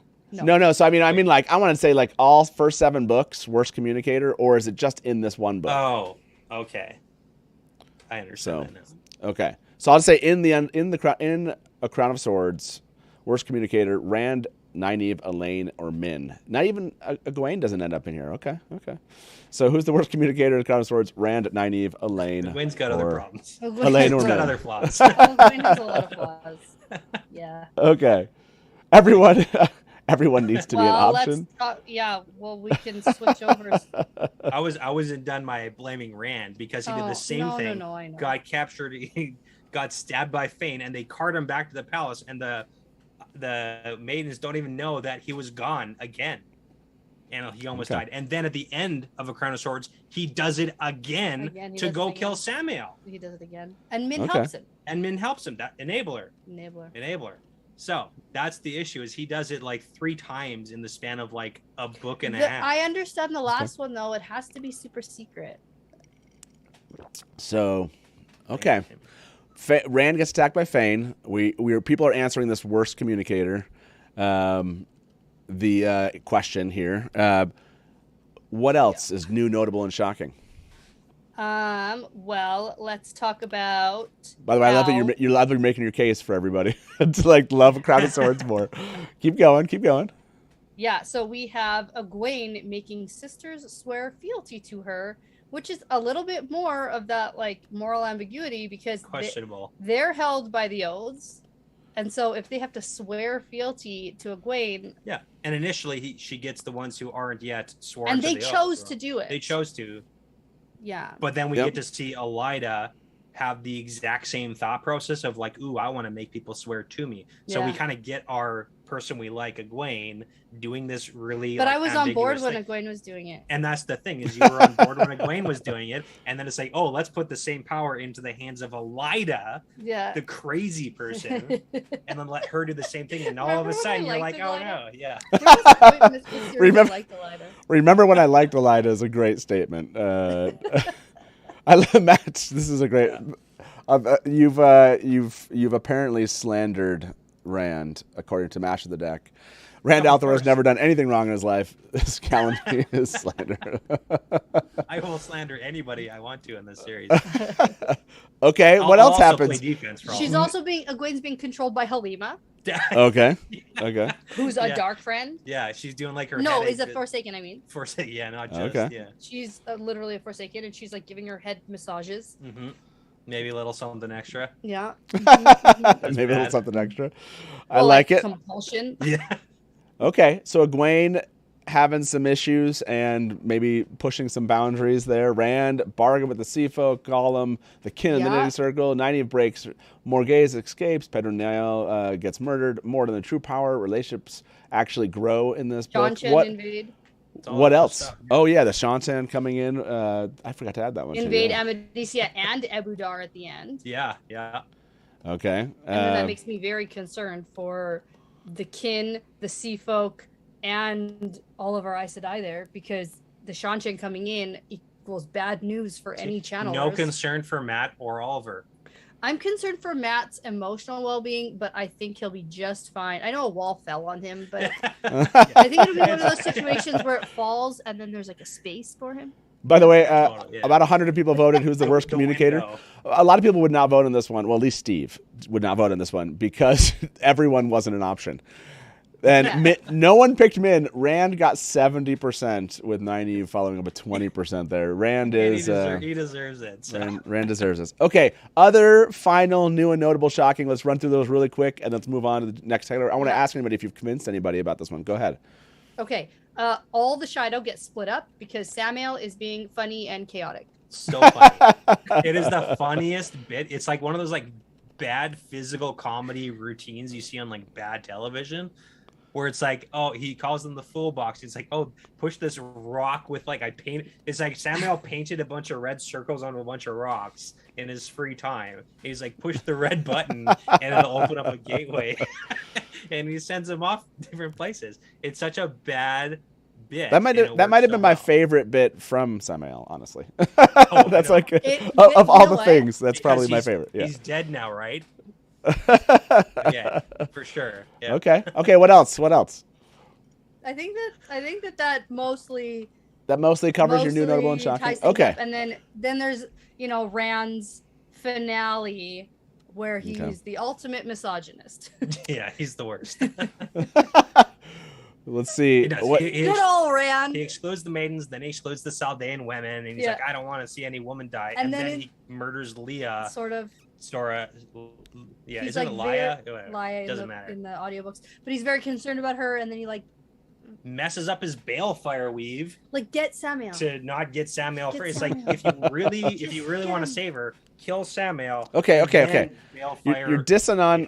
You're dissing on Rand a little bit much here. I mean, consider the evolution of what's happened to Rand at this point. The fact that he's like Leah and he's getting like freaked out about Leah being there, and then yes, but I Also wish freaked Rand out would have about just Leah like. being there. Yeah. It's been like at least a couple months. Like she is not okay. she is. Like, She there's is no not food okay. here. There's no food in Shadowlands. How is she here? This is insane. Yeah. This makes me so. I'm Oh, very. okay. We'll come to the end of this. New, notable, and shocking. That was a lot I think here. that's good. Let me I think remind that's it, everybody. but that's a lot. This book, Land and Nynaeve, relationship changes, big relationship changes, Morden, True Power, Pedernale, the Shan-Chan invade again, Morghese escapes, Nynaeve breaks her block, introduction to the kin and knitting group, circle, Golub, the bargain with the sea folk, Rand gets attacked by Fane again, Fane comes back in to play pretty big here, Egwene, everything going on there, the Shido finally split up, and Rand's finale. Okay, so I want to ask everybody, what was the question I asked before? Oh yeah, I think I just asked them, is a crown of swords higher or lower than Lord of Chaos? Yeah, that's not fair. In your We list also- of we didn't top mention Watt books. the There we go. there was like 10 seconds in your life where you thought for just a moment that Moraine was back Yeah, there was. That did happen. because Maureen's cousin, Shows up. Caroline Oh, Damage, yeah. is in the forest, and And Min Min's is like, like- it's Moraine. Yeah. And then you bite on it, and you're like, it's Moraine. It's not Moraine. It's a good Jordan moment, that's for sure. Oh, Okay, so I'm gonna good. ask everybody, did Dani and Brett change your mind? Let's see if they. But there's, Maybe. but We'll they're see what the vote probably happens here. surprised. There's a lot of good stuff in But there Crown of Swords. is. Yeah. It's thrifty. Oh yeah, Like, that's true. I mean, Michael brought this up. Wasn't Cod Swain? Was she Yes. included in this Yeah. book? So Codswain was introduced officially in. okay, Yeah. what's your opinion of Cod Swain? I think she's funny. That's not what you. I think that she comes in like a wrecking ball, and I don't. Yeah, she's Miley Cyrus. She's swinging in here. Yeah, I'm concerned that she, wants to control Rand, and that's, obviously concerning. We're concerned. We're concerned. She really just like. And she has so much pull over everybody. Like I said, I said I, yeah. Yes. Yeah. 1 second. I'm just looking up something. See if I found it. It might take me a second, so I'll look back that up in just a second. Okay. Yes, Cod Swain comes in, and I have thoughts, but I'm going to hold them to myself because we're just introduced. Yeah. Well, Cod Swain, and we so. have already read New Spring. Yeah. But we decided we're not talking about it until after publication order in book 10. So. Yeah. Yeah. I mean, and for anybody who read right when the book came out, like this was the introduction to Catswin. Yeah. So, like for me, this was the introduction for her. Okay. By the way, you might have now, these could be just different votes. Before it was 80-20. It's 27-73. So, I mean, it's a little bit of a win. It's a little bit. Depending. I'll take that. That's a good. I think more likely than not, we had some people go, oh, yeah. Oh, yeah. And that only took like an hour. So let's just do this for like 7 more hours, and we can get you there. Okay. So I'm gonna probably have us. We have a number of categories. We only have a very short time left to do them. So I'm gonna skip the good and the bad because I think we've kind of talked about some of that in the new, notable, and shocking. I want to ask you, and this one will be pretty brief. I want to ask you, how do you think it should have ended? How do you think this should have ended versus as compared to how it did end? Well, I'm going to say the same thing. I thought that Lord of Chaos should have ended finding the Cloud Bowl and then the Cloud Bowl not doing exactly what they thought it was going to do. Because they're very convinced that this is going to fix all the weather problems. And I'm convinced, like, probably not. You don't even know. So I still believe that they should have definitely found the Cloud Bowl and that plot line should have been wrapped up. But I do think it's interesting if it wraps up in a separate way where it doesn't actually solve the problem they think it's going to. Yeah. So is that cheating that I said the same thing again? No, that's well, again, I can't say what I'm about to say. No, that's not cheating. It's not cheating to hold on to hope of how these books should end, and maybe they don't end how you hope they should. Okay, Right. okay. Let me jump on because this is one of my favorite moments, and this is a good timing here. Predicting the weaves. I love asking for the new stuff. I want to hear what your new predictions are now. You're just jumping into A Path of Daggers, right? Yeah. New predictions, so I can hold on to these so we can talk about them next time. Yeah. So, yeah, tell me what you think. Predicting the weaves. What are your predictions going into the rest of the books that are maybe new that you haven't brought up or that you're holding on to? Obviously, you're holding on to Taim is Demandred. And I know you've told us Mystery Man at Shadow Logoth you believe was Moradin, and you believe the second Mind Trap is Asmodeans. What else you got on that list? So I have now changed my tune on this Egwene marching on the tower situation, and I think that that's going to take a while. Okay. I don't think we're getting okay. their next book. I think that first we have to do some stuff in Andor. Maybe Morgase is getting back to Camelin, and like I feel like there's going to be more on the way to that. Yeah. There was. We did get left in Crown of Swords with Egwene saying, "Oh, we're going into Andor." Yes, and that's going to be an issue because Brenna's worried. Yeah, I'd say the sea folk who are out in Ebudar are in trouble because of all the wind fighters that they have.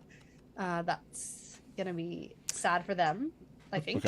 Okay. So wait, but how? In what way do you think that's going to be sad for them? Well, because all the Shan-Chen do is just take all the channelers they find and make them demonic. Okay, so you think that they're going to the sea folk are they're gonna basically get them. Okay. A lot of them, yeah. They have like the queen of the sea folk here too. So yeah.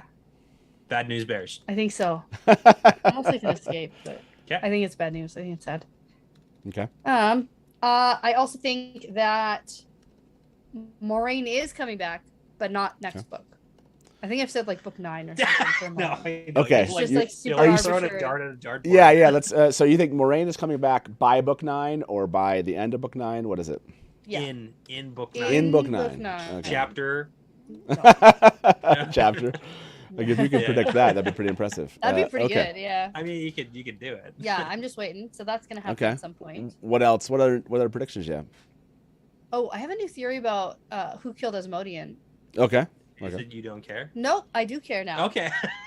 All right. Yeah. Do you remember? Yeah. So my new theory about who killed Asmodean is Rand did it. Yeah. Is Rand did it? Okay. Rand killed Asmodean because after Asmodean died, there was no follow-up. Rand at any point, like he never said, "Hey, where did Asmodean go?" Yeah. He never questioned it even one time. Okay. This guy who he threatened, if you better never leave me, you better never betray me, whatever. And they just like have no comments on this. It's because he knows he's dead because he didn't. Yep, he did it. Okay, I want to ask everybody. I want to ask everybody if they like this one. Is A Crown of Swords higher or lower than Lord of Chaos in your list of top WAP books? It's 25-75. Now, again, the crowd might have changed here, so we don't know if that actually is indicative. But I would take the win. I would take the win. You. I'm taking the win. I would take the win. Okay. So you've now said. Sorry.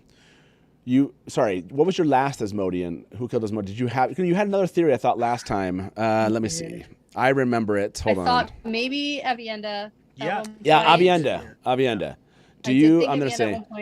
Yeah. Do you like which Asmodean theory? That's right. Everyone knows I love this theory around Asmodean. So I'm going to ask people which Asmodean. That's my new one. Who killed? Which of Dani's? Who killed? Look, writing polls is tough. Which of Dani's who killed Asmodean theories do you like more? We'll say Rand and then Avienda. I think those are the two options here. That's right. Rand Avienda. There we go. Cool. Yeah. I like it. I think You're at now. this point, I think at this point I'm only making like random predictions because it just feels like this insurmountable task. There's no way I actually can predict anything that's ever happening at this point because anything could just like turn around and be like, nope, it's actually the you think all the Forsaken are dead? Oh nope, turns out they're all just different people and you don't know who they are. So Okay. like how Okay. could I have predicted that? Like it just I will say this. I will say this. You are at. I think I got online when, because didn't the Crown of Swords come out like in 98? Was it 98? Okay. Yep. I think I was, or it was like 97. Anyways, I thought it was like right in that kind of 96 to 98 time frame. Yeah. I got online and Crown of Swords I think was about to come out, and this is definitely around in the books 96. from a theory standpoint where everyone started just like, it's like everything could, it's like, what is possible? This could be possible. That's and, the issue I'm having, right? Yeah. So I usually just say random things for like funsies. Yeah. And we'll see. Well, it's like, and in this book, he's like, here's the third power that's been here all along. Yeah. So Now, I mean, really anything is possible. so if I understand correctly, because you brought this up before, I want to understand how you're thinking this happened. We're saying who killed Asmodean, but you also said second mind trap was Asmodean. So Yeah. walk me through what your thought process to get you both of those theories. Okay, so I think second mind trap is Asmodean because obviously he died and Okay. did the thing where he's brought back. Okay, so you think But he's Asmodean was brought back transmigrated? as somebody Gotcha. else completely, but he's mind trapped. Okay, cool. That's how the theory. That's where you're going. See, I like how you're. Yeah, I was like, so you want me you're to working have within. actually, Easy, there we you want me go. to have a sussed out theory? I don't Yeah, have no, but those. you're working within the metaphysics, which is important, right? Like you.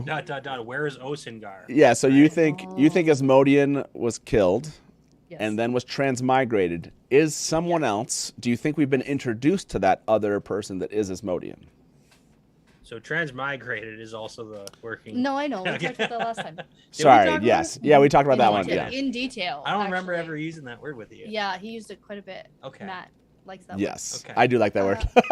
I can tell. I can tell. I don't think we've met him yet, but I do think we've met Osengar. Well, we Okay. did meet. We did. No, meet no, him no, no, no. But like in the world, but I just like don't know who it is. As like alt self, because Gotcha. like we got Erengar as Halima. Clearly, that one we know for sure. So Osengar is just like we're waiting for this one. Mhm. Okay. Love it. Okay. Yeah. Other theories. Other predicting the weaves. Not much. Okay. Let's see. Read and find out. Let's see what Okay. happens. Read and find out. That's right. Okay. Brett, I need you next time to go back and find out if there's a list of these from like the Eye of the World where there's stuff that still is hanging out. If there's any predictions that have been made, because I like. Good luck. You need to go back. You need to catch us up. Yeah. Our first Yeah, you season, catch us up. we did Easy. one chapter Easy. per episode, Easy. Yeah. and I think we have like 50 Yeah. episodes Super in our easy. first season. Look, No it worries. shouldn't take that long. So you've got to No, have for some sure. Yeah, yeah. super fan of your podcast out there that's tracking all this. Come on. Someone has to have this. By the way, We're waiting. almost 100 of you voted this. Which of Danny's Who Killed Asmodean theories do you like more? They like 60% like your Rand over Avienda theory. Yeah, me too. I like it better. Okay. It makes you more like it sense. better. Okay. Mhm. Okay. Because I need motive. Okay. You need motive for a killing, This don't is you? Typically. this is a little bit of blasphemy I see in chat. I mean, I've seen a lot of blasphemy today, but I see a little I bit say right very here. controversial things. You never know. Lee what's gonna Syed come out of my said, "I mouth. really don't like the transmigration brought back to life metaphysics." No, me neither. Whatever. I Whatever. also hate portal stones. Yeah, well. Can I throw it out? I hate portal stones. Portal stones annoy me. Yeah. No, that's not. You can't say stuff like that. That's not good. Oh. Yeah, Matt, I feel like we're on the same page with like so many things. I know. I just. It's weird for you to say, be like, portal stones are so cool. I don't know how you can't like them. Yeah. It's the But look, sci-fi, we like, couldn't have ever had like the same exact. This doesn't. This is like That a would be really too small. Yeah. We're on the important, very, very important stuff. So Yeah, like good, Lanfear's the good. best character, and I'm still waiting for her to come Right. back too. Right. Lanfear's the best character. Okay. Yeah, that's all that really needs to be said. So, okay. Predicting the Weaves is done. Thank you. I have written down the ones you've mentioned here. And we're in our last segment. We have a last couple minutes here. Everybody, thank you for all showing up for our Sunday Yeah, episode. this is was so much fun. This like afternoon thing. I know. I love it. Okay. Keep or cut for TV. What did you think you experienced in A Crown of Swords that you thought was important or should actually never make it to the TV show? If we ever are lucky enough to get this far. Yeah. Right. We have to like get there. Yes. So I would say the whole Cloud Bowl of the Winds plot line needs to go. I think it's a rehash of the first mission that the women went on to find a power object to help save something that they didn't know what it was, but the Black Aja was also looking for it. Like we've seen it already. So I think that can go. Okay. I like it. I'm going to ask this, which plot has to go? Are there other plots that by this point, like A Crown of Swords focuses on where you're like, this needs to go? Yeah. Well, you've said a while ago, if they just kill Morgaze off, then obviously the whole Morgaze. Yeah. I mean, I like reasonably, and again, I don't know how TV is like shifted, like your book is shifted to TV, but like you could kill Morgaze, just have her die by Ravine or something, and then just like, there you go. Easy peasy. Okay, so Morgaze, as obviously the plot lines continue, we're saying that one still has to go. But Brett's been on this for a while. I mean, He's like, let me get this one. Love, like the dynamics. He also thinks you should cut Coolidge. Yeah, I mean, there's lots of things that I feel like I love them in the story, but like for a TV show, how does it actually and same with the Cloud Bowl. It's like, does that actually, is it important? Is it going to be a big enough pull for a TV show if people are like, hey, the world is going to die because it's too hot? And it's like, guys, we already have them in real life. Look outside. You know, is it really that fun to watch it on TV again? Like, I don't know. So I like that. I like that. The like Cloud Bowl, it's gone. It's too close. Yeah. Okay. So are there other plot lines that you were either introduced to in A Crown of Swords or keep on going in A Crown of Swords where you're like, this can't be for TV? Yeah, I do think that it would be kind of neat to have the return of the Ruby Dagger situation. And I think that probably is on pace to continue to be something throughout the series because Fane clearly took it back in the show that we've already seen, right? And so that coming back is interesting, but I don't know how at any point. I do think that the dagger cut again was an interesting recall. Yeah. Okay, so you like it actually coming back in. You wouldn't recommend cutting that one. Probably not. For TV. I would say we have to see Nynaeve and Lan's wedding. Okay. We have to see their marriage. Well, hypothetically, if you cut Cloud Bowl out, then Abu Dar doesn't happen.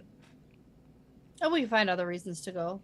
Or we could just have it somewhere else. That's true. We could move some of those events somewhere else. Do you like the kin then as part of, when you say cut the Cloud Bowl, I mean, do you like the kin and the knitting circle side of all of this? Yeah. It's like, oh man, there's like a lot of people who I said I don't know about. Yeah. Okay. Still like that. It turns out though they do know about it. I mean, they medium know about it. They don't get full marks on that one. They get like a half a sticker at best. Okay. What else is a keeper cut? I mean, okay. Abu Dar's hard to cut out because there's so many things like Golem, and we didn't talk about Nalisian kick the bucket. Oh, yeah. Pour one out for my boy. Yeah, there's a lot of there's a lot of little things. Yeah, there's a lot of little and that's why like this book, and that's why when we kind of get into the slog, the interesting thing is that a lot of the slog can be condensed for TV. Okay. Book 7 takes a week. And Brett doesn't even, he says that, but he doesn't even really believe in the slog. I don't really believe in it because I only heard about it after I was like done reading. And, gotcha. Like, you were like this. You're like the slog. I see. The slog, like hypothetical, because everyone ask anyone what the slog is, and you'll never get the same answer twice. Like it's not going to happen. I can explain exactly what the slog is, but I don't want to. I don't want to like keep reading. Keep reading. I don't want to go. It's like start points, end points. You know, certain characters, certain exactly. Like is it just certain characters' perspectives? Because I could get on board with that. Yeah, sometimes. Perrin is always the slog for you. Like Perrin is always the slog. Yeah. Oh, Perrin. Oh, by the way, in this book, Perrin has a secret mission to go to deal with the Prophet with Barrelane. And he's got a real Fael and Barrelane. Oh my god. Yeah. Yeah. So many little Can't things. wait. Yeah. Can't wait for that. Can't wait for that. This I love it. barreling and file trope thing, I'm done Yeah. with it. I'm done. Yeah, Okay. I just like the cutting for TV. It's like this book is so short in TV time in my eyes. Like it doesn't Okay. take very long at all. It's like maybe 2 episodes. I don't know. Okay, I'm going to say Cloud Bowl, Morgaze plot lines, and I'm going to say what the Perrin, the Berlane, the Fail. Well, I Barrelane. feel like the whole profit thing Trope. probably will be Okay. cut too. The profit. Okay. Yeah, And I'll add the profit. Okay, so these are the 4 options. Our last poll of the day here. Which should be cut for TV? Cloud Bowl, Morgaze, plot lines, or I'll just say Morgaze at this point. Morgaze as of what? As of Shadow Rising. Well, like how far back do you want to say? Because you don't mean cut her completely. No. Well, no, because we definitely have to meet her to give Elaine a sense of, like, her being put into power. I think that eventually will be a thing. That sounds like. I'll just say current plot. It's funny. Okay. It's funny with the slog comment about like, oh, you can define it, and I'm reading the chat, and everybody's got different definitions of slog. It's all different. Oh, this is why I would say I can define it is because I was like there. How you, So, like, I was. I mean, so- that's the thing. It's like waiting years. But for your books to come out. definition Your definition. is Is No, I'm different saying than like everybody else. when we called it the slog was it had so it, Matt's pulling it- the OG card right now. I was there first back in the day. it had everything to do with just Yeah. what was not happening. Well, anyways, yeah, I don't want to. Again, Yeah. you read the book, Danny, Okay. and then I don't want to go down Yes, that road. I'll So, let you know. no, Melissa, you don't get an all of the above option. You got to pick the one of these that's the worst. That's it. I want to cut everything out. It's Cut it all. yeah. Okay. So, well, thank you both for being here, by the way.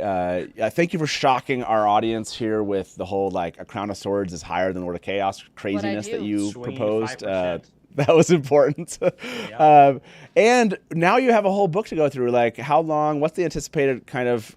You're doing like what 3 chapters or something each time? No, 2, and then we're doing a couple single chapters because this is the Okay. shortest book. Path of Daggers is only like 31 chapters, Okay. so we are going to break it into about 20 episodes. Okay. So we should be done in about 2.5 months, Okay. starting a couple weeks ago. Yeah. So and that's 2.5 months. Our That first gives Path us of Daggers episode comes out on Tuesday. Okay. So I mean, technically that means you're back what right in the beginning of October, end of September time frame, basically. Am I doing doing the math right there? So crazy, because that's actually going to be a long time. Like it was like a crazy long time for Lord of Chaos because we got you right, like well beyond it, and now we're actually like this will be a normal amount of time before you're back. So I can't wait to hear what, and I want to talk to you about the prologue of Path of Daggers, but not right now. But it is That's our episode that drops on Tuesday. So it is one of my favorites. Yeah. I'm not even. Well, anyways, I won't say any more about that. And I want to like look at this last poll here. About 100 of you voted. So hey, thanks for sticking around and watching this. Hope you all enjoyed this. The chat has been great. It's been like fast and furious, which I love to see. Just people really talking about the Wheel of Time. It was awesome to see some new people in chat that hadn't been here. Or Pat. There was a Pat in chat who said like, I thought I was a Wheel of Time nerd. And then I like basically was watching you guys, and you guys are huge nerds. That's true. You guys are huge nerds. Thank you. So the winner of What Should We Cut for TV, the Fail and Berlane trope, is Anas asked for a mug. No mugs on Sunday shows. Sorry, everybody. Those are only on only Monday shows. And we don't do Monday shows, so too late. No, only on Wednesday shows. And we will be back. Just as a reminder, Wednesday, we're talking Becoming Elaine. That's right. We've been talking about Kira Coveney. We haven't done one of those shows in a long time, so I can't wait. Morgan and Alyssa are going to be our guests, and maybe one other guest. We still need to work that out. And also, then Thursday, we're going to do a live stream, probably with the news, whatever drops for Origins panel. Since something's happening with San Diego Comic-Con, I don't think it's going to be live stream. So we'll just basically be talking about the Origin stories and waiting to see if any news drops, because why not do those at the same time? And then we'll be back the following Wednesday with another show that I haven't determined yet. So something like that. Sounds great. Well, before we do leave everybody, just as a reminder, can you tell everyone out there where to find you and where best to interact with you if they want to take part in your journey? Sure. So you can find everything about us on thewheeliespodcast.com. You can find us on Instagram, on Twitter, on Discord. We're on Patreon with bonus episodes if you want to support us there. Yeah, wherever you find your podcast. And we're also, our episodes stream on YouTube with closed captioning as well. And we also just want to shout out, we met Corey Lansdale yesterday and got two new prints. And Awesome. so we just thought we would shout them out. And Moraine and Land. Moraine and Very Land, cool. yeah. Yeah. They're the good ones. Corey's awesome. Corey's a blast. Corey's awesome. And Yeah. the link, Anas, thank you very much. In chat, put the link to Thanks your so wonderful much. podcast. It's awesome to see you both. I don't think my wife is able to follow now where you're at because she's fallen behind, I think, of where you're at. But whenever she sees you, she comes off to the side and she's always like, kind of gets really excited. She's like, That's so sweet.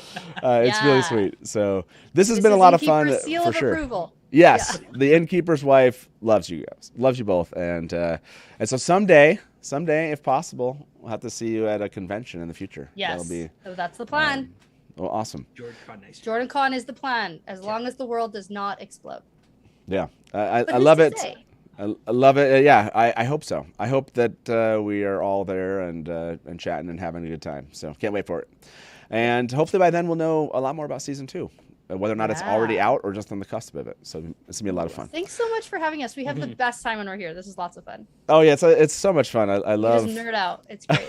I do love nerding out with both of you. Okay, that's it, everybody. Hopefully you enjoyed this chill Sunday afternoon episode talking about the books, A Crown of Swords. I will say, Dani, you did.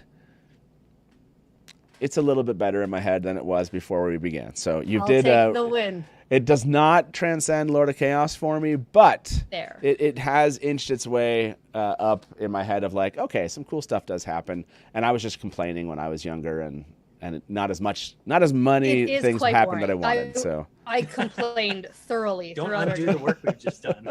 sorry. Yeah, it's been great. Yeah, and thank you for everyone, all the new people in chat. It's been a blast. It's awesome to see now many people in chat that I had only know my name and now I know in person, which is great. And so this has been a blast. Can't wait to see you both again here in 2.5 months. It's gonna be awesome. And thank you everybody for being here and the mods for doing a great job today. That's it. As we say around here, good afternoon from the Dusty Wheel and Smash to Black. Welcome to the Dusty. Hey, welcome back to the Dusty Wheel. You went right to kill it. Look at you. You're already. You're just done. I mean, this is like this is out one really of the well. biggest scenes. And now I'm like, great, my turn. And if you don't like that, and you want to say, well, Robert Jordan could have made the 2 rivers all white.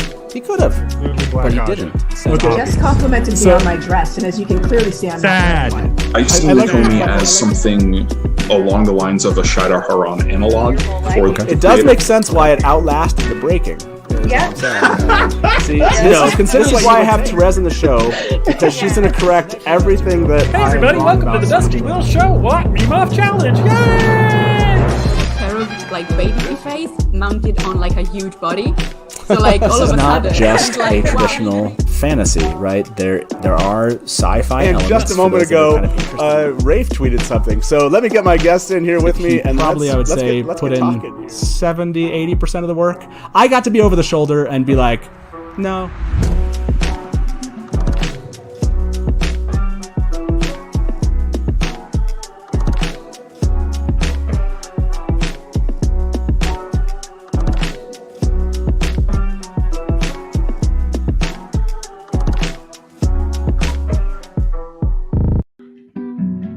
Welcome to the Dusty. Hey, welcome back to the Dusty Wheel. You went right to kill it. Look at you. You're already. You're just done. I mean, this is like this is out one really of the well. biggest scenes. And now I'm like, great, my turn. And if you don't like that, and you want to say, well, Robert Jordan could have made the 2 rivers all white. He could have, but he didn't.